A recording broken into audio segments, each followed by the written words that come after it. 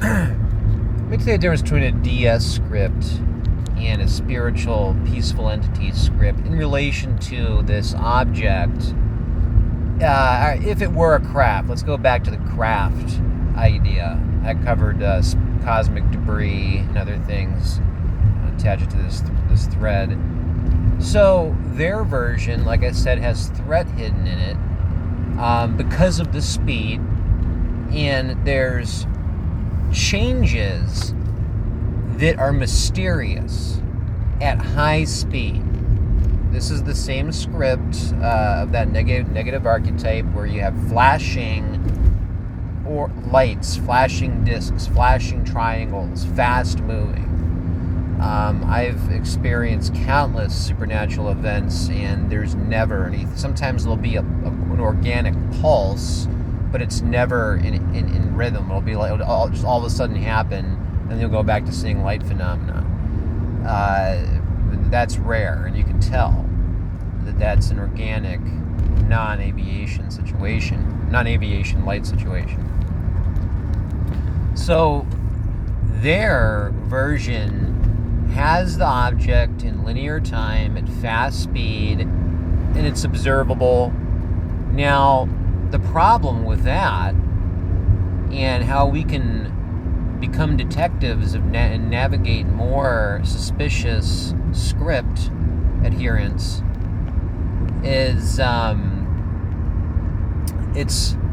it could be peaceful if it was a ship that contained some sort of exotic entity, or so it could be harmful, or it could be peaceful.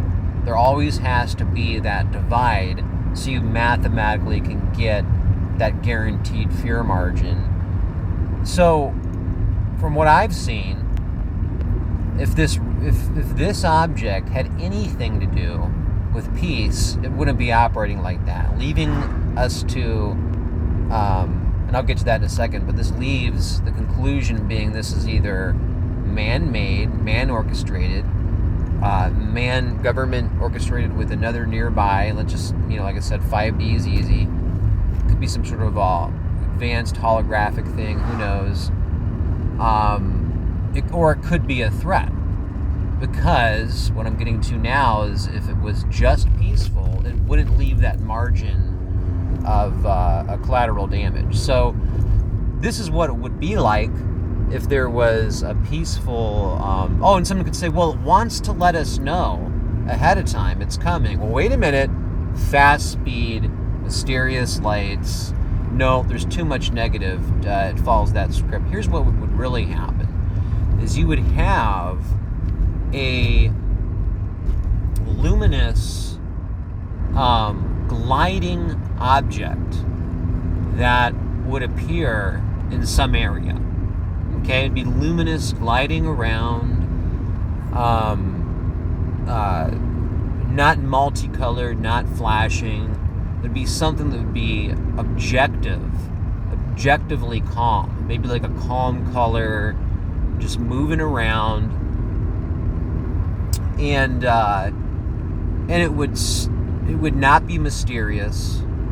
It would be most likely in one location. Then it may fade out, go to another major location, and when you see it, very similar to the Phoenix lights, stable lights. You have lasting feelings of community and oneness, and you love and compassion feelings that are blossoming up that you've never, and all kinds of other things. You could have healing, and that's important. And there just would be nothing that would involve that margin where a lot of people would feel threatened. Now, I'm not saying that there wouldn't be a portion of people that, no matter what is lingering, and even with it giving off those vibes, there may be still some small margin of collateral damage of people that would be freaked out, but it would not be anywhere near the margin that this orchestration is involving, where it's high speed. Well, what's it doing? It changes every day, it seems like. Mystery, potential threat, same old thing. And they sit around. They sit around like that, like a Bilderberg meeting, and they go, we're gonna fly the brain entities around, and then we'll pull back. We'll do something a little more, a little less insulting. But the whole thing's insulting. Send in another military. Oh, and real quick, I've talked about this before, but I deleted all this stuff. Is that if you watch that Linda Moulton Hall, I don't get into the UFO culture that much, but I did see her. Oh, she has Truth Hunter Season 1. She's like the main go-to person on Rendlesham Air Force Base situation. You could just watch that on Gaia, or you could read her material. That's a little too violent for me. I'm not into cow mutilations. I'm not making fun of her. I'm just saying it's like, okay, look, negative 5D entity mutilates cows. Moving forward, we don't need to sit there and examine. Yeah. So Truth Hunter Season 1, she covers Rendlesham Air Force Base, and it's a great way to see the template, to see the type of character that people take their esoteric information from in relation to potential visitors. And these are military men who are a lot of times monotheistic, and I'm not generalizing. I mean, you have to condition yourself a certain way, and your mind can't be that far out, to receive, the correct sort of things like, the universe being a hologram, and, for example, as many universes as a beach, sand grains and things like that. There a lot of times their mind doesn't go that far out. And an example would be the one guy who witnessed light phenomenon at Rendlesham Air Force Base. Again, this is Season 1. He was in a hypnosis trying to recount a particular event where he saw some light phenomenon that were orbs, and he starts freaking out when he describes an orb, and he describes a strangely accurate depiction of a real type of spiritual orb, not in mechanical parts, I believe, the way he described it, and he was freaking out. Okay, so that is a genius example of the government or a negative spiritual entity. I'm not saying negative, I'm saying negative bodiless entity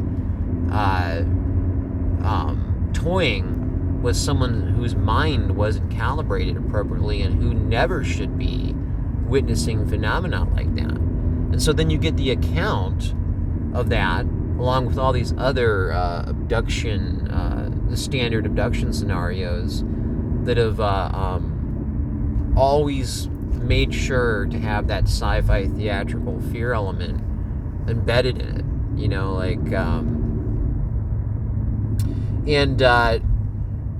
I've seen that kind of phenomena, and I've never had any negative phenomenon other than at the beginning when I became frightened due to the strangeness of certain situations. I become momentarily frightened, and that's what does it. It's your consciousness is completely in control of what you see, and your deeds, and who you are is in control of what kind of supernatural phenomenon you would see. Let's say if you were at a hot spot, and you never want to try to scare yourself, go to a haunted location. That's the worst thing you can do, because you're just propagating. It's like you'll never win.